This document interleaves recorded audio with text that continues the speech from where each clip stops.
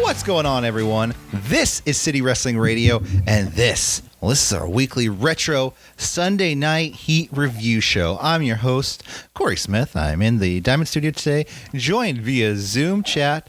No sponsorship here unless Zoom wants to give us one. That's give us a shout out, hit us up. You got a ton of money. You can spare a couple bucks. Yeah, at CWR4 and 5, Facebook, Twitter, and Instagram if you want to hit us up and check out all the lovely content we post. But like I said, joining me via Zoom is my co-host today, Mr. Jose Oseguera. How do you do? How are you doing? And how is everybody out there in Zoomland doing?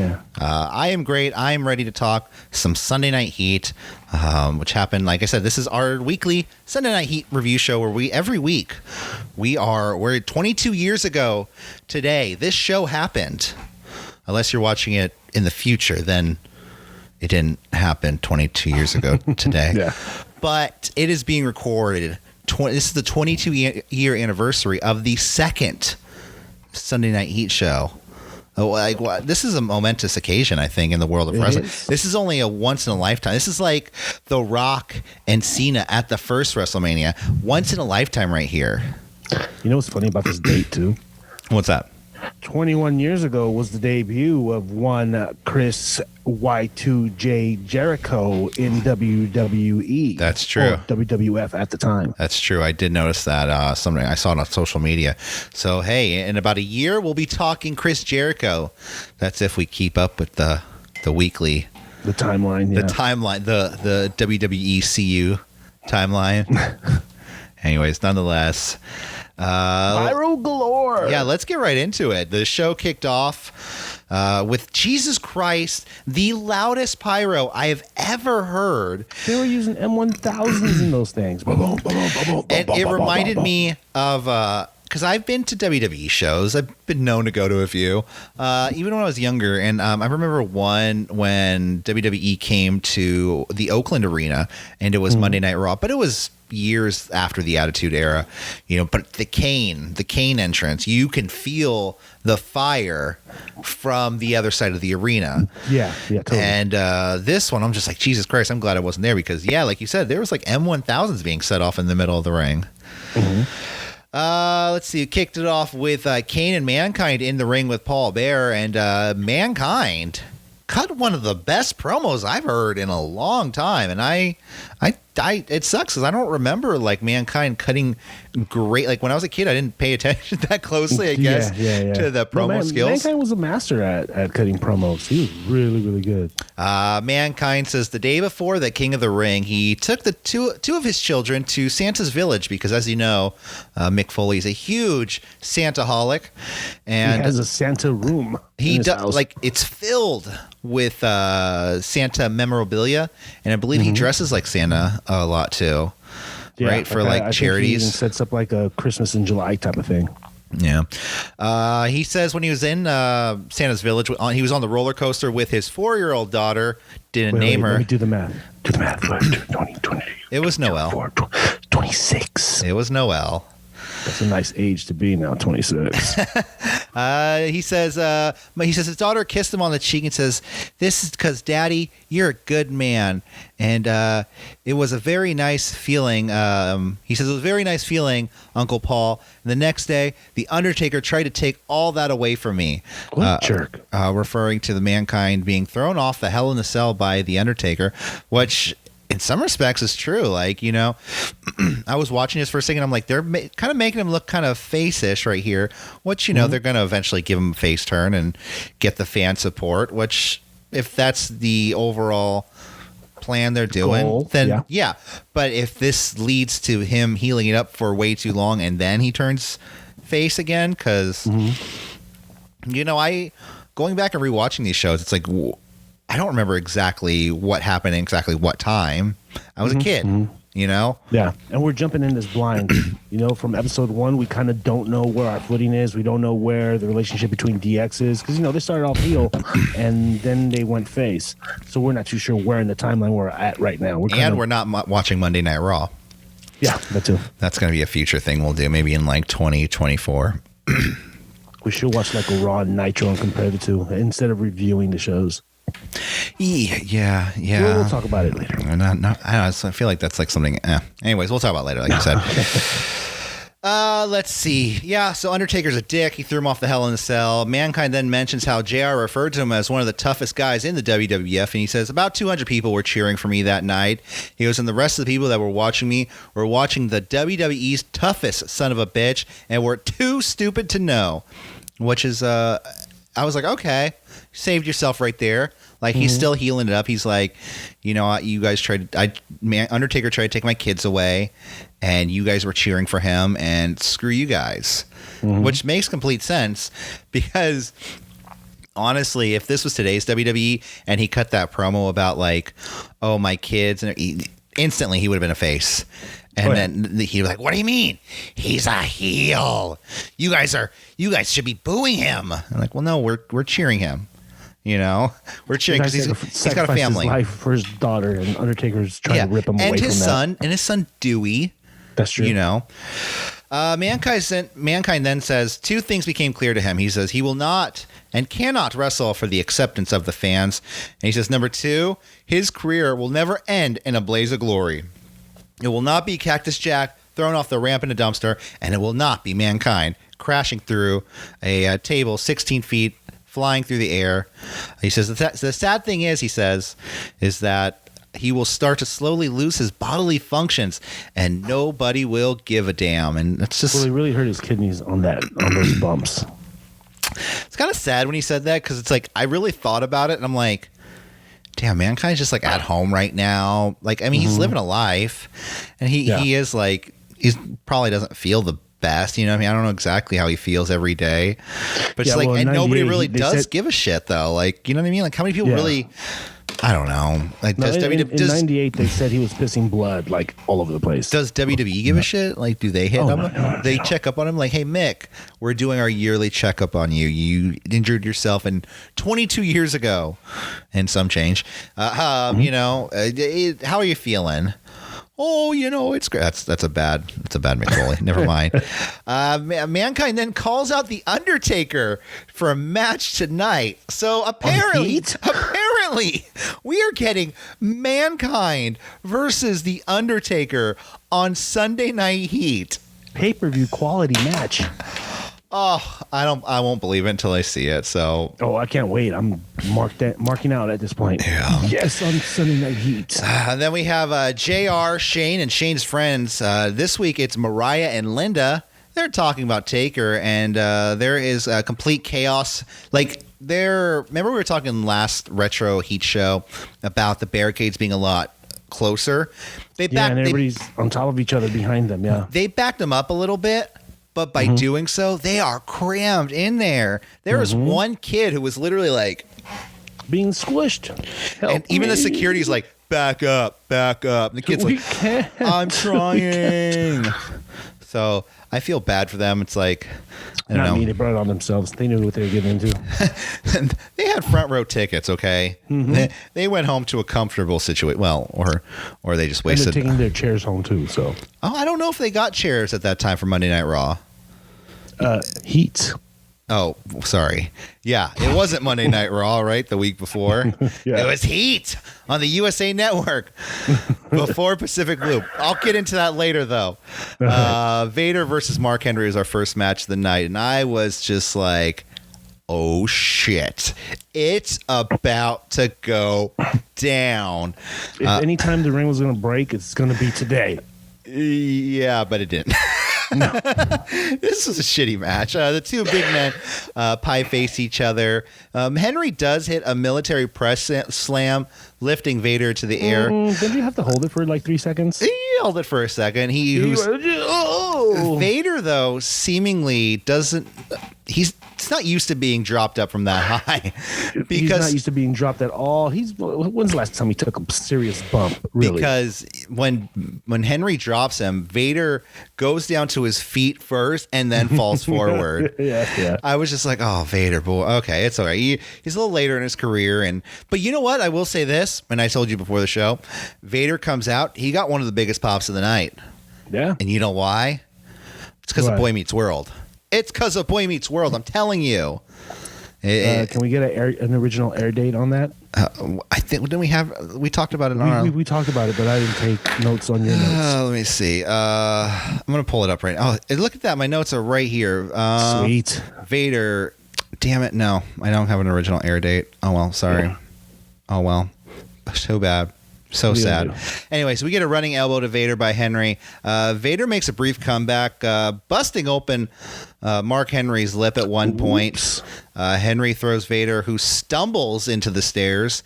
Henry then hits a running body splash to Vader, goes for the pin, but breaks the pin himself. Does it twice more, like literally, does this twice more where he hits a running body splash and then breaks up the pin and then hits 2 more body splashes. And the ref calls for the bell and it's a DQ. I didn't see no warning.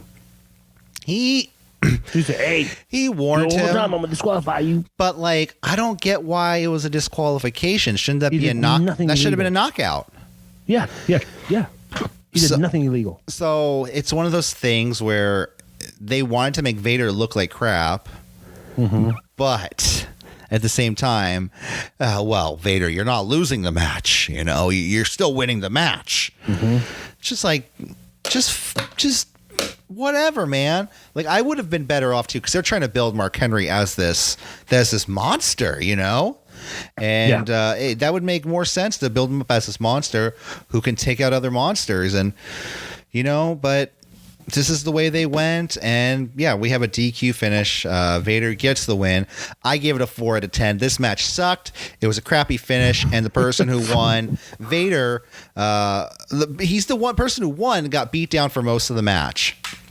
And was made to look like a complete nobody. Scary threat just reduced to a suffering DQ win. Yeah, I don't get it. Former IWGP champion.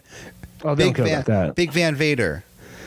Yeah. Anyways, then we get cut to Michael Cole. He's waiting backstage outside Taker's locker room, waiting for to issue a statement for the challenge made earlier by Mankind. Did we mention how cool it was to see Cole back to the backstage scene? What? I felt it was really cool seeing Cole. Oh, it's really cool seeing Cole doing the backstage segments. Yeah, I guess he's better than that on commentary. Maybe it's just my nostalgia kicking in. You know how nostalgia makes things better than they really were. Absolutely. There was points of the show. Some of these shows I'm like, they're great. I'm having so much fun watching it, but boy, oh boy, are they bad sometimes. Oh, I had 3 cringe moments on this show. Cole says he saw Taker earlier walking to his locker room, but he says Taker was in no mood to talk. Oh, boy. He was in a pretty crappy mood. Hasn't had his lunch yet. Yeah. He's hangry. He should have had a Snickers. I mean, that commercial wasn't invented yet. But he did say, though, Taker has a statement for everyone later, and he's going to camp outside Taker's dressing room until he can get a statement. What a fucking creep. He's like the only one there. He's like, I'm going to stand out here and wait for the statement made by Undertaker. Just like, hey, Taker, when should I come back? Yeah, we work together. Okay, when should we film the segment? 10 minutes? Okay. I'm going to get a sandwich. Bye. I'm just saying, man. I'm just saying. What a fucking creep. It's fucking Michael Cole. Then we have apparently the co-stars of the show, the Headbangers with draws versus the debuting tag team. Well, it was so confusing, man. I don't know. Southern Justice. So this is Mark Canterbury and Dennis Knight, formerly Henry and Phineas Godwin. That's why I remember them. So here's the thing. JR won't shut up about how they're the Godwins. Dude, and this is my biggest pet peeve with this match, is that they're debuting this new gimmick for Canterbury and Knight, which is cool, whatever. The Godwins were not going to make it in the Attitude Era. Obviously. They're the brand new the Hillbilly Jim family or something, right? Exactly. Yeah, they were the guys who hung out with Hillbilly Jim. So why would you remind us constantly, hey, this was them, over and over again? You want us to get this new feeling, and especially in the late 90s, where it was so hard to shake any kind of bad like stigma in wrestling, like of the early 90s when we were just coming out of one of the crappiest eras of the early 90s in WWF. Era, yeah. So why? And honestly, I think it was because they gave him this gimmick, but they didn't care, and they wanted them to be buried, and they didn't care about them as wrestlers. So they said, go out there and bury him. Like, not bury him, but yeah, say they were Godwins. It's fine. Well, I think they were. I felt there was no reason. Why would the reason was they needed someone Southern to help Jeff Jarrett and replace Tennessee Lee. Yeah, because that wasn't working out. It was very 80s. So having like these protectors was more current than having a manager. No, okay. That's my guess. That's fine. That's fine, and I love that. But why the entire match? Like they're why remind everybody the Godwins? Like just this is Southern Justice. This is Mark Canterbury and Dennis Knight. You know, they've been wrestling in WWF for a long time, but they've now fully realized what they want to do. They want to, kick ass and take names. I don't fucking know.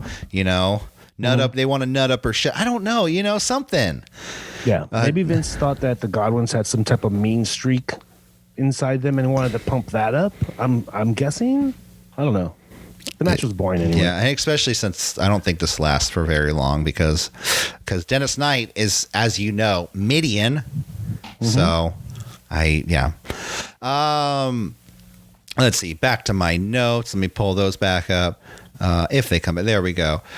So, like I said, why would you do that in the era where, I already went on about that. The two teams begin brawling, and JR just keeps reminding us that these are the Godwins, not putting over their new gimmick. Knight is just beating down on Mosh, and at this point, did you watch this match closely? Not closely, no. How many, I'm not going to ask because I counted.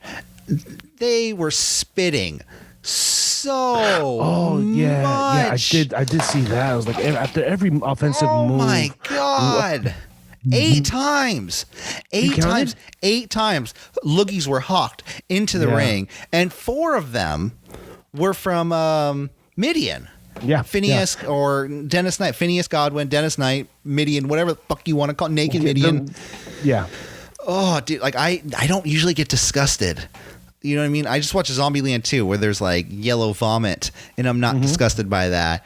But this is just every time they got hit, they're like these giant loogies just. And where do they put them? On the mats outside?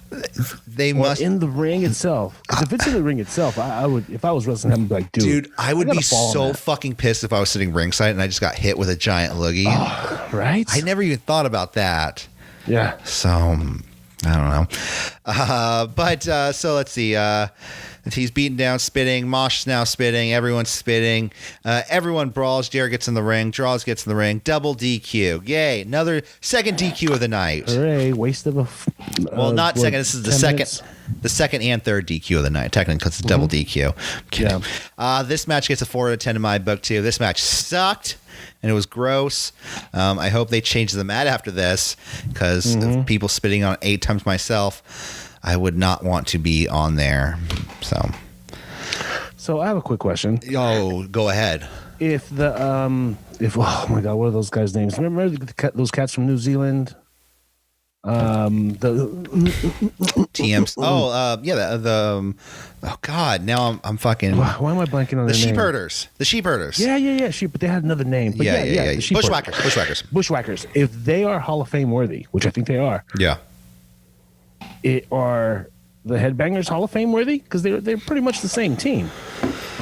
They pretty much did the same thing. No, well, they're moshing.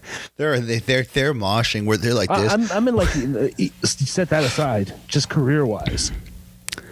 I don't know, man. The Bushwhackers were jobbers. Well, the Bushwhackers were also in WCW and NW. You know what I mean? They pre-ranked WWE, WWF.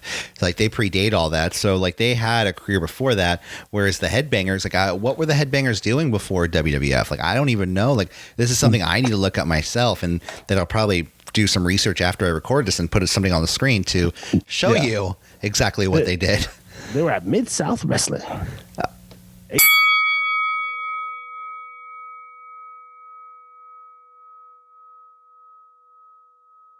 AWA. Anyways, yeah, AWA, whatever they were at, I don't know. But anyways, they'll probably be in the Hall of Fame one day when they run out of people to put in. Especially, didn't they have a comeback like within the last 10 years? They did, yeah. Like they did. Very briefly. It was for the SmackDown tag titles, wasn't it? It might have been. I don't remember, but I do remember them coming back, and they made maybe 2 episodes, and that was it. Yeah, well, they did a few episodes because I remember they were like, oh, they're going to be back for 1 episode, but I was surprised how long they were back for. They probably got relegated to a Heat-like show. Let's see. I'm opening up Wikipedia, history. Let's see. Their return, their split and reunion. Never mind. I'm not. It's too fucking much. Anyways, let's continue. Yeah. Taka Michinoku versus X-Pac. Taka Michinoku recently joined Kai and Tai. Apparently, he is the. So he is Yamaguchi-san's wife's brother. So Yamaguchi-san's brother-in-law. Yes. So he joined Kai and Tai, and I believe on Monday Night Raw, they chopped off the dick of Val Venus. That's why we didn't see him this week? I will repeat that again. They chopped off the dick of Val Venus. Yeah, that's why we didn't see him this week. So... Yeah, Kai and Tai and you know what's funny is they mentioned that John Wayne Bobbitt is going to make an appearance. I'll get to that. Yeah, so okay. He joins Kai and Tai. Too. Yeah. He says Val Venus has Val Venus has a press conference tomorrow night, a joint press conference with John Lorraine Bobbitt. Now, fans, if you don't know, in case you didn't know, not John Lorena Bobbitt, John Wayne Bobbitt. John Wayne Bobbitt and Lorena Bobbitt were an American couple married on June 18th, 1989, whose relationship made worldwide headlines in 1993 when, after years of alleged rape, allegedly beaten, raped, and sodomized by her husband, Lorena, an immigrant from Ecuador, cut off his penis with a knife while he was asleep in bed. So, and where did she put it? Where did she put it? I don't know. She threw it in a field. Good. She just drove and just chucked it. Well, you know what? If the allegations were true, yeah, I don't. But they found it. They reattached it. So. Oh, did they? Yeah, he did porn after that. No fucking way. Yeah. Oh my god, a rapist doing porn. And I did everything I could to avoid it. I still to this day have not seen it. Thank God. Oh, I thought you were gonna say. But no, knock on wood. I haven't seen it to this day. Knock on wood, I get it. Yeah, okay, so back to the match. Apparently there's a match going on because apparently on Heat, all they do is a lot of talking and like you get 10 seconds of a match. Pac and Taka are going back and forth. So also X-Pac just had a match with Triple H this past Monday night. Remember they had a number 1 contendership for the Intercontinental title where China... member of DX screwed X-Pac. So they were like, they're going to give a press conference tomorrow night, and I think DX is going to break up. I don't know. Yeah, there's dissension in the mist. Yeah, so I mean, I think we do later down the road. We'll start getting Kane and X-Pac, and we'll start seeing DX kind of doing their own thing. All the different members. Yeah. Let's see. Pac. Let's see. That's a Bronco Buster to Taka Michinoku. X-Pac then gets distracted by Yamaguchi-san. But it doesn't matter because he hits the face buster on Taka. Pin, win for X-Pac, so 5 out of 10. The strikes Match of the night. Yeah. Well, it might have been, yeah. The strikes that were traded were decent, but the match didn't make me feel anything at all. It didn't make me feel anything. Plus, the added storyline of Val Venus' penis. Val Venus's penis brought down the match value. After the match, Kai and Tai hit the ring. DX hit the ring. Everyone brawls. Yamaguchi-san tries to sneak away, and he walks into China, who gives him a big forearm. DX then flashes their asses to the crowd. I think that was the highlight. What my highlight is, I think that's what Vince's highlight. No. The best part will be when you guys moon the crowd. The best part is in like the last 2 seconds.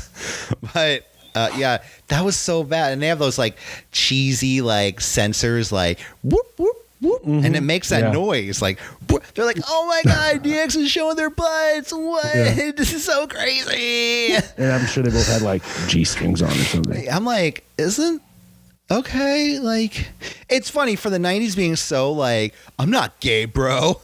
Like, I mean, it's yeah, that's cool. Like, I'm super open with myself and my sexuality. Like, the 90s should have been a little bit more open with their own sexuality. Is all I'm saying. Yeah. 90s, come on, be real with yourself. That's all I'm saying, man. Yeah, be a little bit more like 2000, huh? Okay, let's see. Then we have Michael Cole. Michael Cole. He says, I tried to get a word with The Undertaker earlier, but as soon as he saw I was walking with a camera crew, he absolutely refused. Let's take a look at the footage. No, all you see is this door slightly open and then just super fast. Like, that was The Undertaker. He didn't want to talk. Back to you. For some reason, he had red tights on. Oh, we'll get to that later. Well, yeah. He says, for a moment there, I wasn't sure who I was talking to or what I was looking at, but he goes, but that's all I could say for now. Back to you. What the fuck? That's all you can say, Cole? You're a journalist. Just say it. Just say it. Yeah. Undertaker was dressed like Kane for some reason, and he had paint on his eyes. I don't know why. Yeah, and I don't know. It was really weird, and I don't know. Maybe it was Halloween in their family. I don't know. But Michael Cole is still a geek. I don't know. And they never went back to him.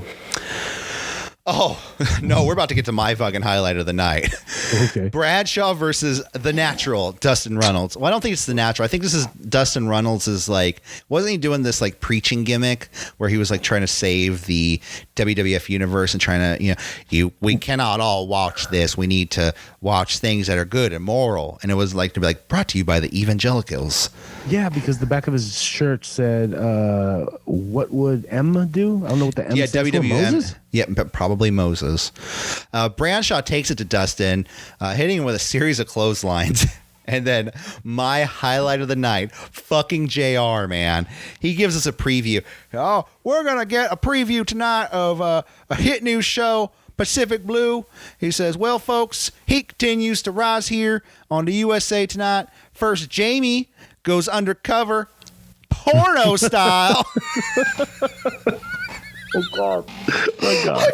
Well, folks, the heat continues to rise here on USA Tonight. First, Jamie goes undercover, porno style, to take down an illegal prostitution ring. Pop, dude. Yeah, I popped. He said, to take down a legal prostitution ring. All that started Triple H right here. So apparently Triple H was defending not a drug dealer, a prostitution ring. I thought it was a drug dealer. Some bicycle cop is going undercover, porno style. Mm-hmm. Dude, I wanted to talk about that for so long. With like the second I saw that today, I wanted to message you guys so badly, but I was like, oh, I gotta hold it in to talk about it. There's a match going on there. Vince was in his ear too, right? That's like porno. Let's see what's going on. Jamie, porno. It's like porn. Okay, Vince. So they're back suplex to Dustin because there's a match. Then JR informs us that Jeff Jarrett versus Draws is tonight. And at this point, we have about 12 minutes left in the show. And we're in the middle of one match. We still have Undertaker versus Mankind. And he informs us there's going to be another match. And we still have to visit Draws' world. Can't let that go by. And we don't even know Draws' World's going to happen. We have 12 minutes left in the show. And that's not, I mean, it's not coming out in commercials because, we're watching on the network where we don't have commercials. Thank God, because if I had to watch 90s commercials, I would just die. Like, Stridex, pop those pimples, everybody. Do they even still do Stridex pads? I don't think they do pads. Oh, God. I think everybody's on. I don't even think Stridex exists, to tell you the truth. I wonder if kids are like, what's a Stridex pad? I watch MTV The Challenge, and that's usually when they run those things. I watch Catfish. Yeah. And usually those commercials show up during those shows. What, Stridex? I haven't seen anything. Oh, yo. You mean like the stuff nowadays? Yeah. Okay. Clothesline, not so much from hell to Dustin. Bradshaw gets the pin in the win. Another 4 out of 10 for me. This match was to fill time in a show that was crammed fucking packed. So let's move on to, as you were talking about earlier, Draws' World. Whoa, bro. It's Draws' World. It's the 90s, man. It's crazy. People got tattoos.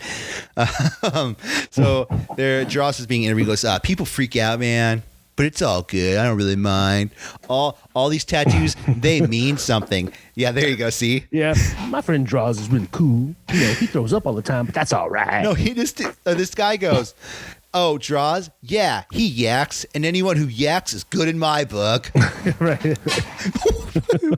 What? Like everyone man. yaks, dude. Yeah. All right. So Draws, it's funny because he was saying all his tattoos mean something, but then it cuts to his tattoo of Odie the dog from Garfield with a gun in his mouth. What does it even mean? Apparently means something to Draws. Okay. It means something to him. You think Garfield hates Mondays? Draws really hates Mondays. Then we have Draws versus Jeff Jarrett. JR's pumping up the upcoming SummerSlam pay-per-view.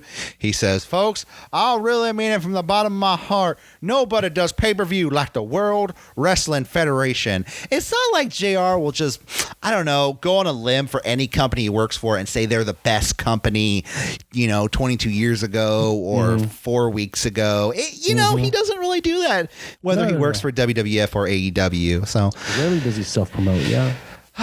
Good old JR's a company man. You got to admire that sometimes. Yeah. You got to admire that. Jarrett then goes after Draws early. Very slow looking Uranagi to Jeff Jarrett, which they call a sidewalk slam, which was not. Which I'm gonna fully in full confidence say it was not. Draws does a nice power slam to Jarrett.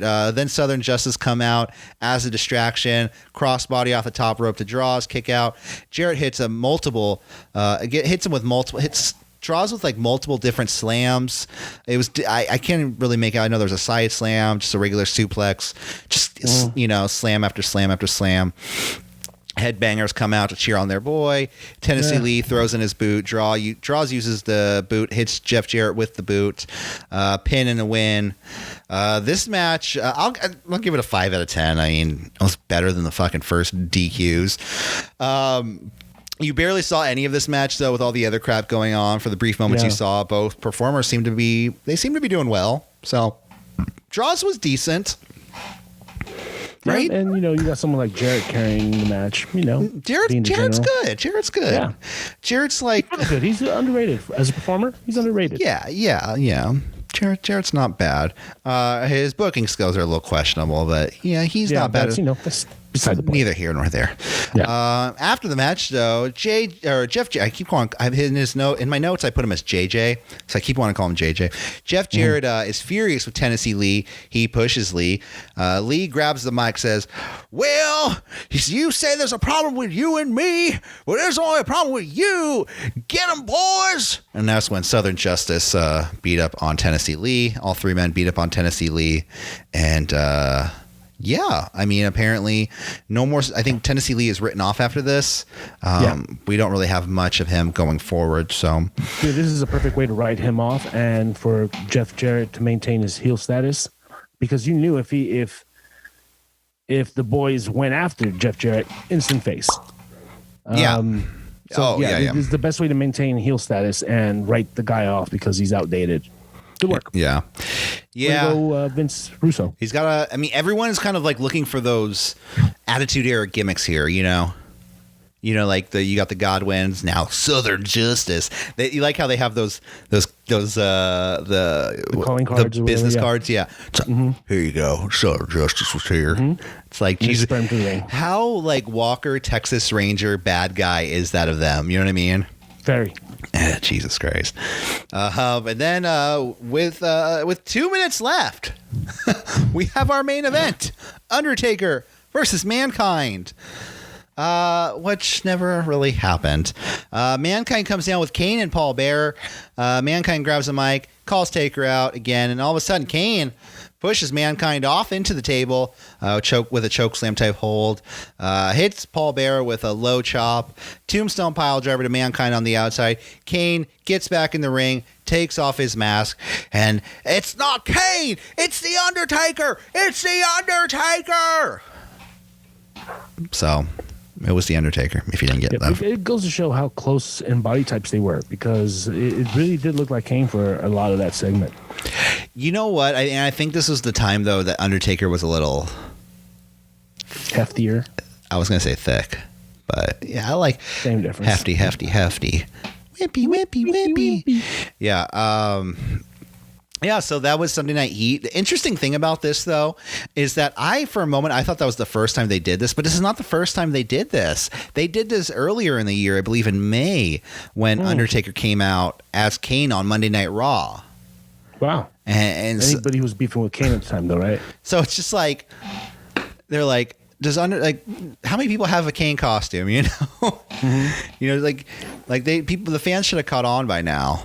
But yeah, and they repeat the whole thing on Monday night. Oh, yeah. The following Monday, Vince comes out and goes, "That's the Undertaker. There's never been a Kane. It's always been the Undertaker. Here, I'll show you." And reaches for his mask. And it was Kane? And Kane never took off his mask, but Undertaker came down or something like that. Oh, okay. Yeah. Well, that was Sunday Night Heat. What did you think of the show overall? Kind of sucked in my book. Super sucked. Yeah. Super sucked. But what do you expect on a Super Sunday?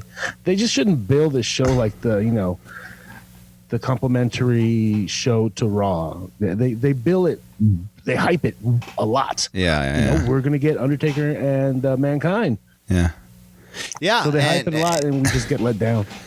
Yeah, and especially to be like on the 1 hour show, like I'm like, we'd barely get that now. Why would we have gotten that in 1998? Yeah. So I don't know. We'll see what happens next week. Are we going to be back next week for what are we doing next week, Jose? Next week is episode 3, or are we going to do top 10? Are we going to do both? I don't know. We'll see. That's a good question. We really haven't discussed what we should do for the next top 10, so maybe we should just do episode 3. I already kind of started. Okay, well, there you go. Next week, I guess we're doing episode 3, building up to SummerSlam 1998. You know, it's funny. I saw a review of SummerSlam 1998 that I want to watch, but I can't because I'm trying to hold off because I don't want that to influence how I feel about the show. So. Okay. You're like, okay. Yeah, sounds good to you me. Do you? I'm going to watch it. Well, maybe I'll watch it tomorrow. What, the Heat? Or the review? Yeah. Oh, yeah. Yeah, okay. So, guys, thank you for tuning in. Wherever you're listening, if you're listening as this is the end of the show, so you stayed the entire show, and good on you. If you want to follow us on SoundCloud.com/City Wrestling Radio, you can. We are also on a plethora of other fine podcast delivery applications, iTunes, Google, Stitcher, and Castbox.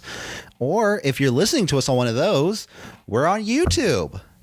So come hang with us in person. Yeah, come see what we look like. I don't look that bad.